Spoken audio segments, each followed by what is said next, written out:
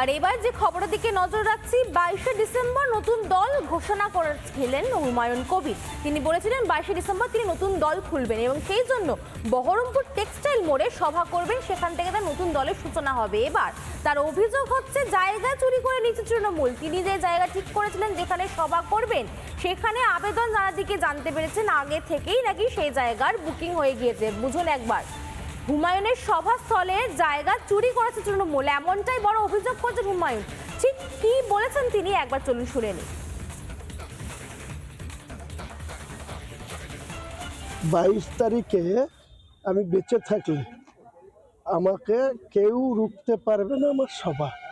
আমি ইচ্ছা করলে আজকের দিনে গোটা বহরমপুর শহরকে ক্লাবস করে দিতে পারি। বহরমপুরের সমস্ত রাস্তা আমার লোকদের দখলে চলে যেতে পারে, একটা লোক হিলতে পারবে না।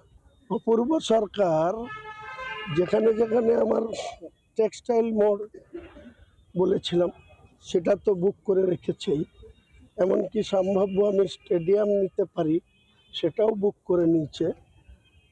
আমাকে রুখতে পারবে না, আমি পরে জবাব দেব অপূর্ব সরকার। যে ধৈর্য ত্রুটি যতদিন ঘটবে সেদিন অপূর্ব সরকার এই ধরনের কাজ করে আর নিজেকে রক্ষা করতে পারবে না, পার পাবে না। আমি এইটুকু বলি। আপনাকে সভা হবে 22 তারিখ, দল গঠন হবে এবং 4 লাখ লোকের উপস্থিতিতে করব।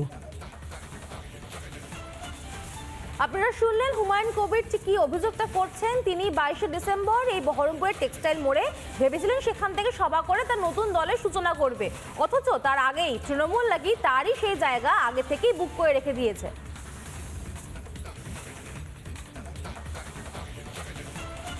নানা ধরনের কন্টেন্ট দেখার জন্য লাইক করুন, শেয়ার করুন আমাদের ফেসবুক পেজ, সাবস্ক্রাইব করুন আমাদের ইউটিউব চ্যানেল। পাশাপাশি অন্যান্য ব্রেকিং নিউজের জন্য অবশ্যই চোখ রাখুন রিপাবলিক বাংলায়।